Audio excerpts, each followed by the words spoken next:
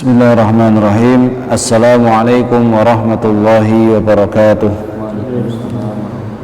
Innal hamdalillah nahmaduhu wa nasta'inuhu wa nastahdihi wa natubu ilaihi wa na'udzu billahi min shururi anfusina wa min sayyiati a'malina.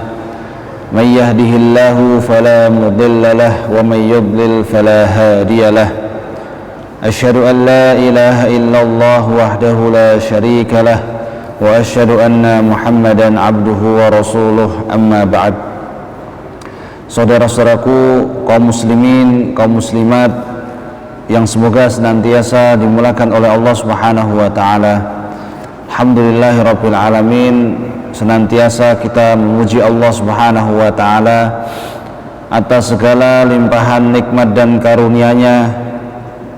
Begitu banyak kasih sayang Allah Subhanahu wa taala kepada kita, ya, sehingga pada malam hari ini di tengah kondisi hujan, Allah Subhanahu wa taala masih memberikan kita kesehatan, masih memberikan kita berbagai macam nikmat-Nya, yang mana hal ini harus kita sikapi dengan bijak.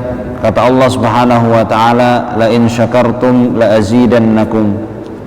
Kalau sekiranya kalian mensyukuri nikmat-nikmat yang telah aku berikan, kata Allah, niscaya akan aku tambah. Sehingga tatkala kita menggunakan wasilah-wasilah yang sudah Allah Subhanahu wa taala berikan kepada kita untuk kebaikan, untuk ketaatan kepada Allah Subhanahu wa taala, niscaya Allah akan memberikan tambahan, memberikan keberkahan, ya, terhadap nikmat yang telah kita peroleh. Ya, misalnya tatkala kita menggunakan kesehatan kita untuk thalabul ilmi, maka umur kita, waktu kita akan barokah. Kemudian tatkala mungkin kita menggunakan kendaraan kita untuk menuju masjid misalnya, bi'inillahi ta'ala Allah Subhanahu wa ta'ala akan menambahkan keberkahan untuk kendaraan kita. Ya, banyak sekali keberkahan-keberkahan yang mungkin tidak hanya sekedar bisa dinilai dari nominal. Kemudian tak lupa salawat dan salam semoga senantiasa tercurahkan kepada junjungan kita baginda Nabi Muhammad sallallahu alaihi wasallam beserta istrinya, keluarganya, para sahabatnya serta para pengikutnya hingga ke akhir zaman. Malam hari ini masih di pembahasan yang sama, bagaimana adab seorang ulama, seorang guru, ya, bersama muridnya. Kita masuk ke pembahasan yang kedua, poin yang kedua, bagaimana seorang ulama, seorang guru tidak menolak mengajar hanya karena niat muridnya yang belum ikhlas. Artinya apa? Memang ketika seorang itu belajar, pada awalnya, ya, tidak semuanya, tapi sebagian besar pada awalnya, ya, harus dipaksa terlebih dahulu, harus dipaksa terlebih dahulu, karena memang jiwa manusia, ya, ini, ya, tidak suka dengan yang namanya, ya, duduk di majelis ilmu capek ataupun belajar dan lain sebagainya. Sehingga, ya, tatkala, ya, mungkin anak yang dia dimasukkan ke dalam sekolah ataupun yang jenisnya, pada awalnya, ya, dipaksa terlebih dahulu. Mungkin ketika awal masuk masih nangis, minta ditungguin orang tuanya seminggu, 2 minggu, baru mungkin dia bisa beradaptasi. Terkadang suatu hari moodnya turun sehingga mogok untuk berangkat sekolah, tidak mau untuk belajar. Sebagai orang tua, ya, harus mencari cara. Pun halnya demikian seorang guru, dengan beragam murid yang ada, yang hadir di halakohnya, yang hadir di kelasnya, tentunya antara satu murid dengan murid yang lainnya, ya, pastinya berbeda-beda. Semangatnya beda-beda, latar belakangnya beda-beda, kemudian, ya, lingkungan keluarganya, ya, itu juga berbeda, kemudian kondisi lingkungan sosial masyarakatnya pun juga berbeda, sehingga ya ini ya harus disikapi dengan bijak. Ya mungkin kita mendapati hal-hal yang tidak kita senangi dari murid-murid kita, mungkin kenakalan ataupun yang seterusnya. Hal ini ya dituntut untuk kita ya bersabar, dituntut untuk kita bersabar. Bagaimana tetap mengkondisikan hati ini supaya tetap bisa ikhlas karena Allah Subhanahu wa taala. Ya terkadang kan seperti ini, kalau muridnya itu nakal-nakal misalnya, kita cenderung tidak mau mengajar, atau mungkin kita cenderung menghindari kelas-kelas yang di sana sudah terkenal kalau kelas tersebut misalnya biangnya ramai, biangnya ribut misalnya, ataupun yang super-super. Nah, pun halnya demikian sebagai orang tua ketika mendidik anak, tentulah antara anak pertama, anak kedua, anak ketiga dan seterusnya memiliki ya kepribadian yang berbeda-beda, memiliki kepribadian yang berbeda-beda, sifatnya pun juga berbeda-beda, pendekatannya pun juga tidak bisa sama. Ya, sehingga apa yang harus kita lakukan ya senantiasa mengikhlaskan ya segala macam upaya yang kita lakukan supaya kita bisa ikhlas karena Allah Subhanahu wa taala, sehingga tatkala kita berusaha mengikhlaskan niat kita karena Allah Subhanahu wa taala, ya di sanalah apapun kesulitan yang akan dihadapi binillahi taala akan terasa ringan. Ya diniatkan dakwah di jalan Allah Subhanahu wa taala, ya tidak ada ucapan yang baik melainkan dari dakwah kepada Allah, sehingga apapun capek yang dirasakan semuanya akan berbuah pahala. Namun beda halnya kalau di sana tidak ikhlas karena Allah Subhanahu wa taala, ya tentunya ya tidak akan berbuah apapun. Ba'dus salaf yaqulun talabna al-ilma li ghairillah fa aba ay yakuna illa lillah. Ya sebagian salaf mengatakan, dulu kami mencari ilmu karena selain Allah Subhanahu wa taala, namun ilmu tersebut menolak. Sampai kapan? Sampai kita bisa mengikhlaskan niat kita karena Allah Subhanahu wa taala.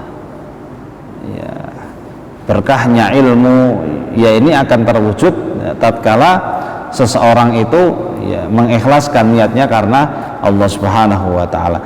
Namun bukan berarti kemudian kita menuntut ilmu itu menunggu kita ikhlas, menunggu hati kita senang, menunggu waktu kita luang, tidak. Karena kalau menunggu yang seperti ini kemudian kita tidak memaksa jiwa kita tidak memaksakan hawa nafsu kita untuk berangkat menuntut ilmu, ya mustahil bisa ikhlas. Pada awalnya mungkin sering kita alami, tatkala kita berangkat itu sudah merasa tidak enak. Wah kok hujan ya, wah kok jauh, kok jamnya pas waktu libur, harusnya waktu libur digunakan untuk libur, kok ini malah berangkat menuntut ilmu, berangkat kajian misalnya. Pada awalnya memang jiwa itu harus dipaksa. Mungkin di jalan Allah Subhanahu wa taala coba misalnya bannya kempes misalnya, harus keluar uang lagi untuk isi angin, belum lagi panas dan lain sebagainya. Kalau mungkin hujan, terkadang kalau ada mobil yang melewat kencang di sebelah kita, airnya terciprat misalnya. Namun ternyata tatkala kemudian kita sudah duduk di majelis ilmu, ternyata ya ketenangan yang kita dapatkan, kemudian ilmu yang bermanfaat, ya teman-teman yang soleh, ya pahala dari Allah Subhanahu wa taala. Ya inilah ya barokahnya ilmu. Kemudian disebutkan Fudail bin Iyad juga pernah mengatakan, tarkul amal li ajlin nasir, ya meninggalkan amal karena manusia, ya ini adalah riya. Wal amalu li ajlin nasi syirkun, sedangkan beramal ya karena manusia itu adalah syirik, wal ikhlasu ayyu'afiyakallahu minhuma, sedangkan ikhlas adalah Allah Subhanahu wa taala menyelamatkan kamu dari keduanya. Ya bagaimana ciri-ciri ikhlas itu? Ikhlas itu yang tahu hanya kita dengan Allah Subhanahu wa taala. Ikhlas itu yang tahu hanya kita dengan Allah Subhanahu wa taala. Bisakah tidak kita merubah niat kita? Bisa, sangat bisa. Ya seperti awalnya tadi, tatkala mungkin kita berangkat itu terpaksa, nggak enak, mungkin kita marah-marah dan lain sebagainya. Tetapi mungkin ketika kita sudah sampai di lokasi dan seterusnya, kemudian kita terketuk hati kita, kembali menata niat kita ikhlas karena Allah Subhanahu wa taala, maka Allah Subhanahu wa taala akan catat kita ya termasuk orang-orang yang ikhlas. Ya jadi tidak kemudian waduh ya sudahlah, tidak usah saja, tidak usah berangkat, wong saya nggak ikhlas misalnya, merasa terpaksa, merasa berat. Jangan seperti ini. Ya di antara tanda ikhlas ya sebagaimana yang disebutkan Dzunun al-Miswari, min alamatil ikhlas istiwa'ul madhi wadh-dhammi. Ya di antara ciri ikhlas adalah tatkala seseorang itu bisa beramal baik secara konsisten, baik itu dipuji maupun dicaci ya tetap konsisten. Nah, ini di antara ciri ikhlas. Jangan kemudian wah karena kemudian suatu hari dihina misalnya, dicaci, kemudian turun semangatnya, tidak lagi beramal. Atau misalnya semangatnya hanya kalau dipuji orang, kalau dipuji, diberikan pujian, diakui oleh orang, kemudian dia bersemangat. Tatkala kemudian tidak dipuji, ya, kemudian menjadi tidak bersemangat. Nah ini keliru. Ya sama halnya misalnya kalau nanti misalnya antum sekalian sudah menjadi orang yang sukses misalnya, tatkala kemudian dimintai tolong misalnya ya untuk mungkin mengisi kajian, memberikan seminar, mengisi training ataupun yang sejenisnya, kemudian kok panitia salah menulis nama kita misalnya, atau tidak mencantumkan titel kita misalnya, kemudian membuat kita semangatnya turun. Nah ini tidak boleh, ini tidak boleh. Jangan kemudian karena nama kita hanya disingkat saja misalnya, atau kok titel kita nggak ditulis, atau mungkin ditulis kok kurang misalnya. Nah ini jangan kemudian mempengaruhi keikhlasan kita, semangat kita. Atau misalnya kita kalau yang mengundang jamaahnya banyak, kita bersemangat. Kalau misalnya ternyata pengajian tersebut atau seminar tersebut atau training tersebut yang ikut hanya sedikit, kemudian kita tidak bersemangat. Nah ini keliru. Apapun kondisinya, meskipun itu hanya 1, hanya 3, hanya 5, ya tetap harus bersemangat, tidak kemudian terpengaruh. Nah inilah yang harus keikhlasan ini, mentalitas ini yang harus kita perbaiki, baik dari sisi muallim ataupun ya tulabnya, baik dari sisi muallim maupun tulabnya. Ya jadi tidak kemudian ya memilih-milih. Kalau dia kemudian mengajar di lembaga formal, ya hendaknya ya dia sama ratakan, dia bersikap adil, tidak membedakan antara satu kelas dengan kelas yang lainnya. Tidak kemudian hanya memilih kok kalau di kelas ini bersemangat, di kelas ini tidak bersemangat, atau misalnya hanya memilih mau mengajarnya yang kelas tenang saja misalnya, kalau kelas yang ramai, yang ribut, yang bandel-bandel tidak mau. Nah ini keliru. Ataupun kalau misalnya tidak formal ya, di halaqah, di kajian, kalau di masjid ini jamaahnya sekian mau, tapi kalau di masjid ini jamaahnya hanya sekian, tidak mau misalnya. Nah, ini keliru. Ya apapun kondisinya, ya hendaknya ya tujuannya hanya Allah Subhanahu wa taala. Mengapa demikian? Karena Rasulullah SAW sudah menegaskan fadlul alimi 'alal 'abidi ka fadli 'ala adnakum. Ya keutamaan ya seorang yang berilmu atas ahli ibadah seperti apa? Perumpamaanku atas orang yang paling rendah di antara kalian. Ini sangat jauh sekali antara Rasul dengan orang yang paling rendah. Nah, ini disamakan antara orang yang berilmu dengan ahli ibadah. Mengapa demikian? Karena ibadah kalau tanpa ilmu pun juga akan sia-sia, akan tertolak. Meskipun dari mulai bangun tidur sampai tidur lagi ibadah, tetapi kemudian ternyata ibadahnya tidak didasari dengan ilmu yang betul, ya misalnya akan tertolak, tertolak.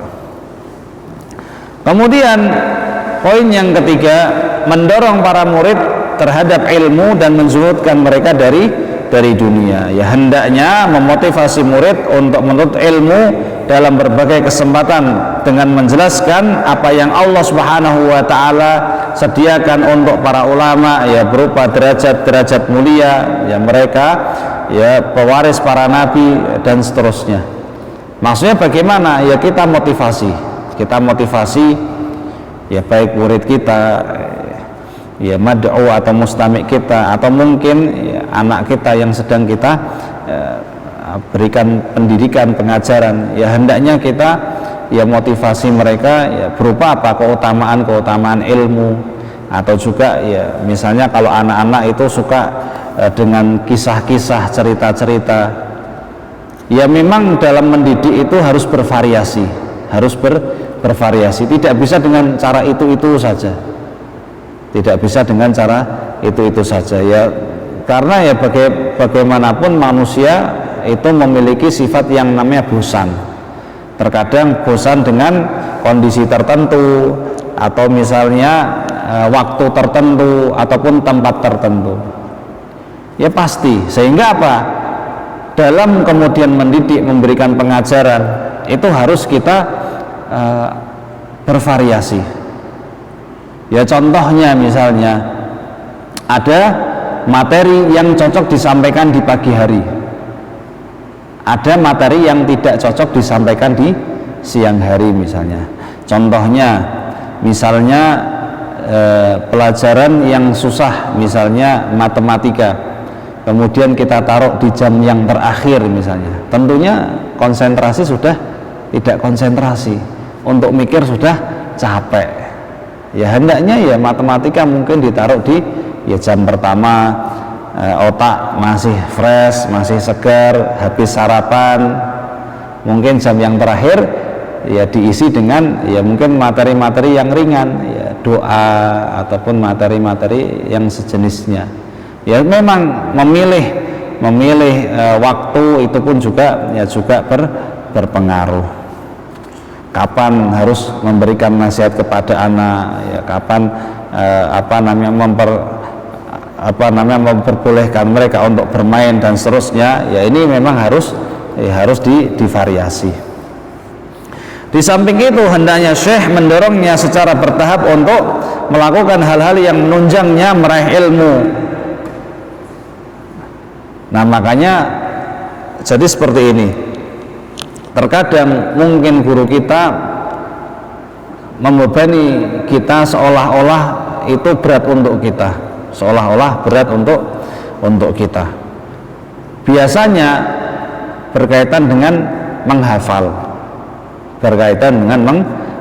baik hafalan Al-Quran, baik itu hafalan hadis ataupun yang lainnya.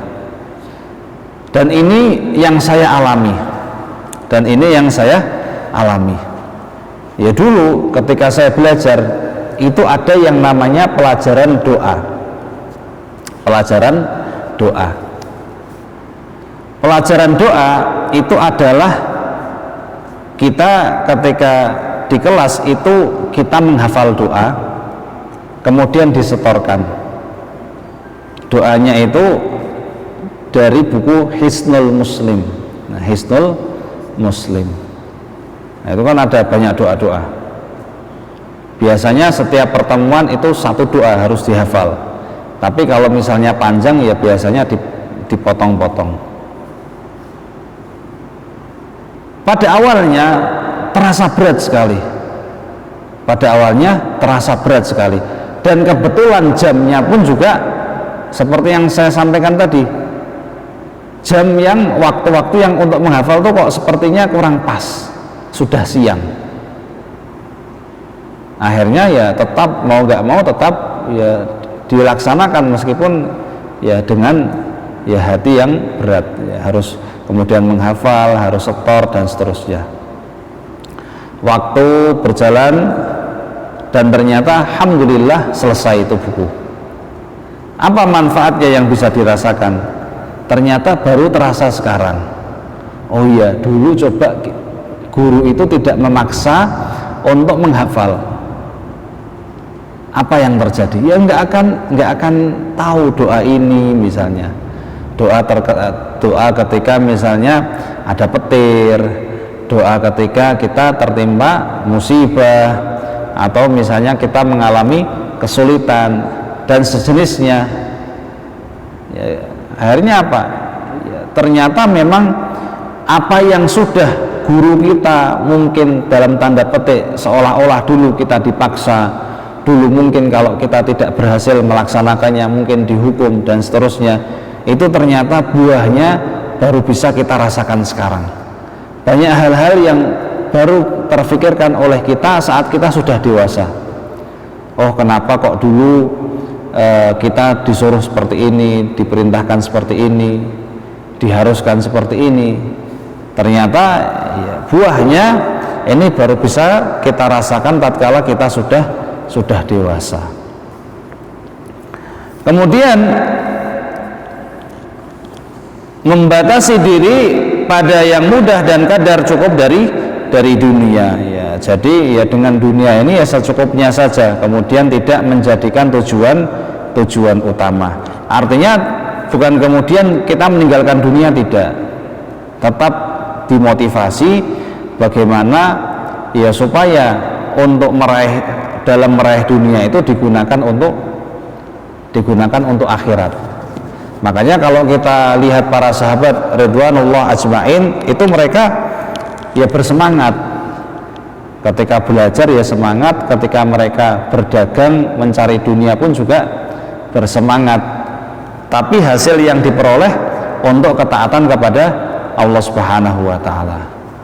Nah, makanya kalau kita lihat para sahabat Ansor tatkala mereka hijrah dari Makkah ke Madinah, mereka tinggalkan semua hartanya, mereka tinggalkan keluarganya, mereka tinggalkan apa yang sudah mereka miliki di Makkah, mereka tinggalkan semua jabatan, kedudukan. Mereka datang ke Madinah mulai dari nol. Pada saat itu Rasulullah SAW mempersaudarakan antara Muhajirin dan Ansor. Muhajirin dan Ansor. Di antaranya Abdurrahman bin Auf yang dipersaudarakan kemudian oleh saudaranya ini dari Ansor, ditawarkan, mau tidak harta kekayaanku ini separuhnya saya berikan ke kamu untuk modal. Tapi Abdurrahman bin Auf dia tidak mau.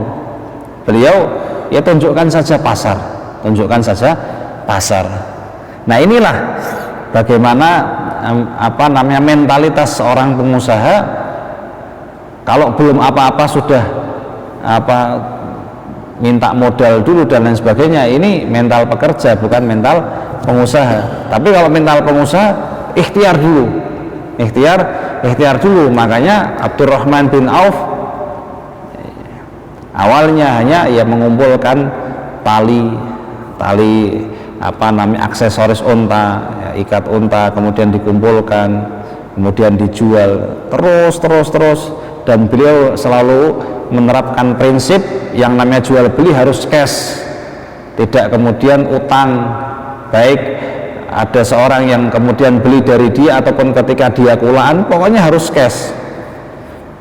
Cashnya beliau misalnya mampu hanya kulaan misalnya 2 barang, ya sudah 2 dulu, tidak kemudian saya ambil 10 yang 2 cash tapi sisanya 8 utang, tidak. Nah, disitulah kemudian Allah Subhanahu wa taala ya di samping ketakwaan kepada Allah Subhanahu wa taala, Allah berikan keberkahan.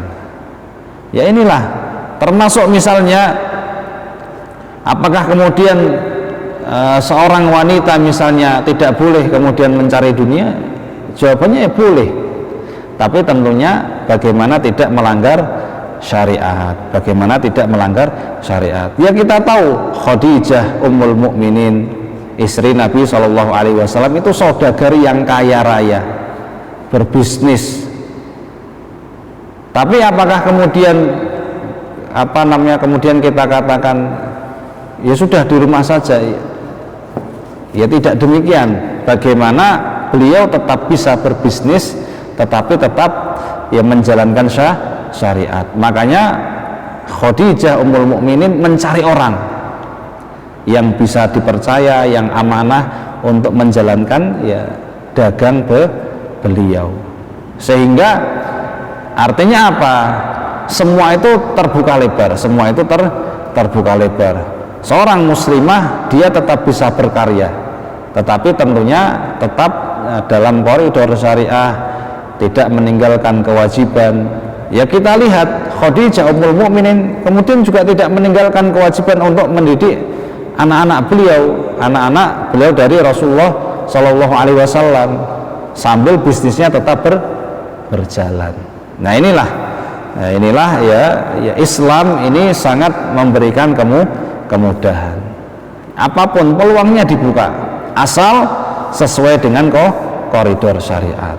Ya bagaimana misalnya seorang wanita muslimah ya tetap mungkin dia berusaha, berwirausaha dari rumah misalnya, sambil dia tetap tidak meninggalkan kewajibannya sebagai seorang ibu misalnya, ya karena itu juga merupakan ya pekerjaan yang mulia. Mendidik anak, mentarbiyah anak ini juga termasuk ya, pekerjaan yang mulia.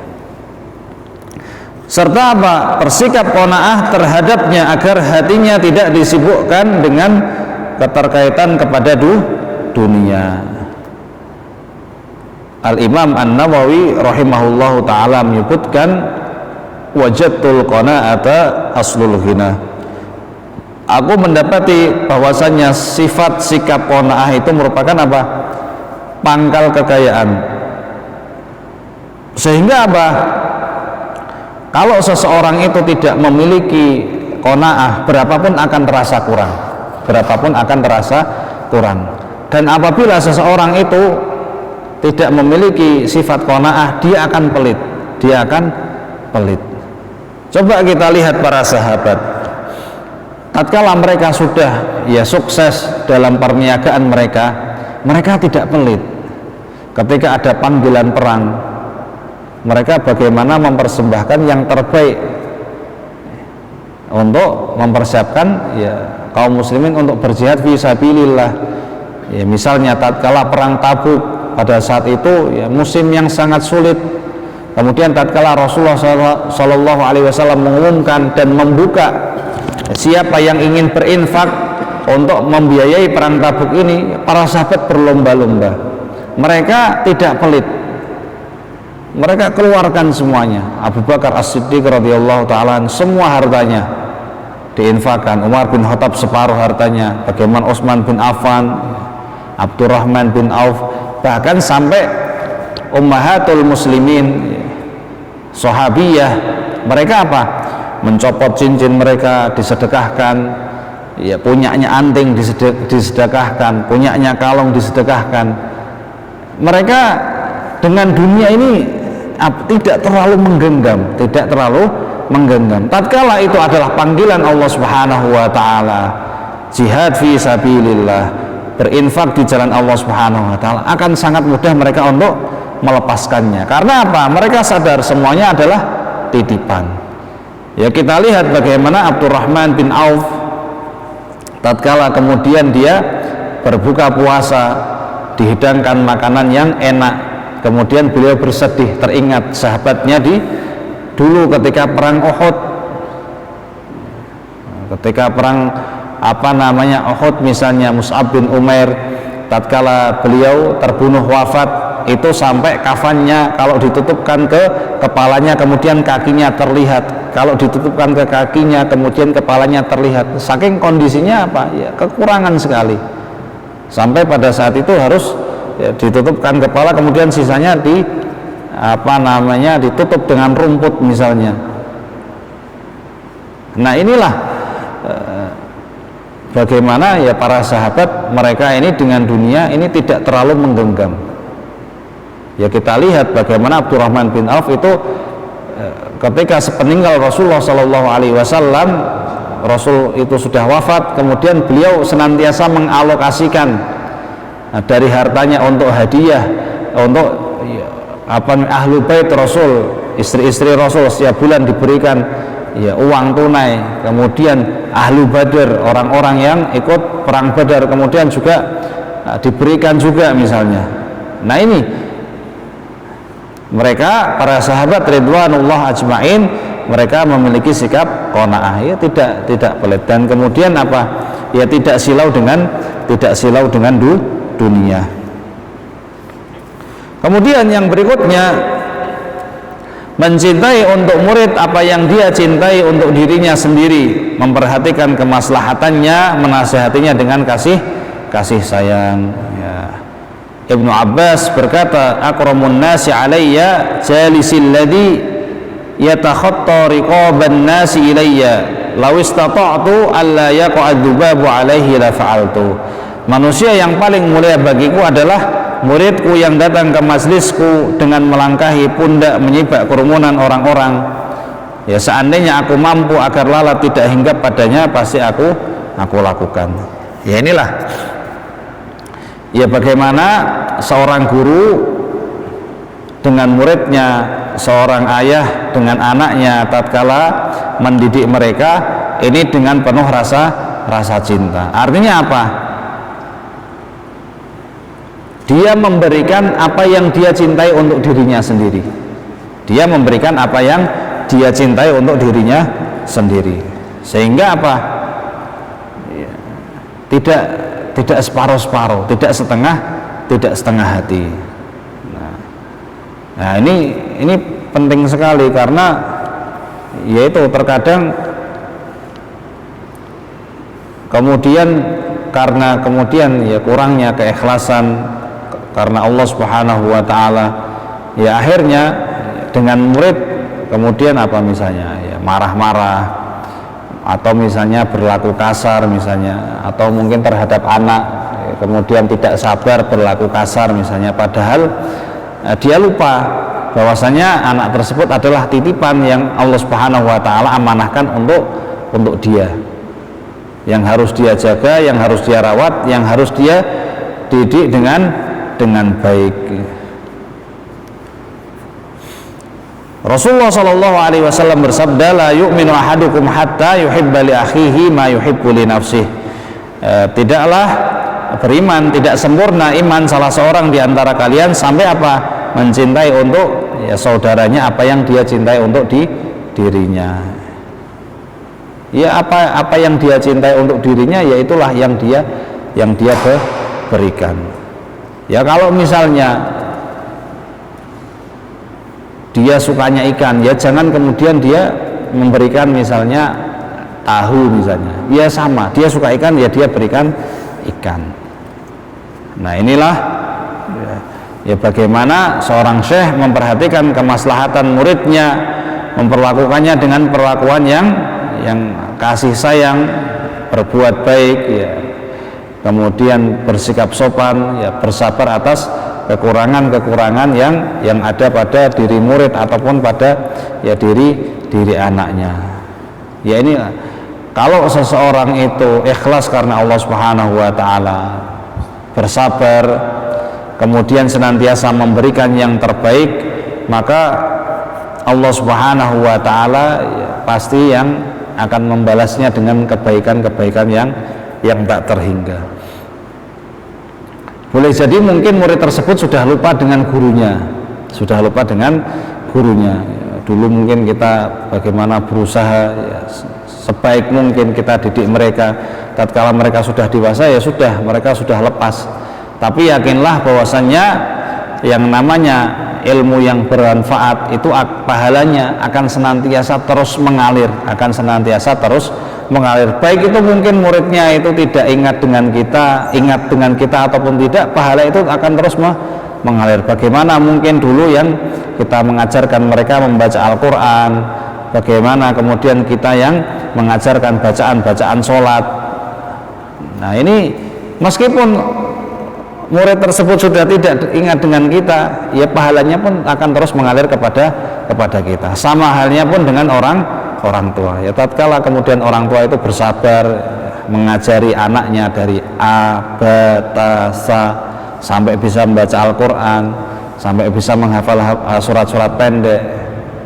Anaknya meskipun mungkin lupa, tetap pahalanya akan terus mengalir. Inilah indahnya Islam, bagaimana tatkala kita memberikan manfaat untuk orang lain, niscaya manfaat itu akan kembali untuk diri kita sendiri dan terus mengalir sebagai jariyah. Wallahu taala alam biswab. Ini yang bisa disampaikan pada kesempatan malam hari ini.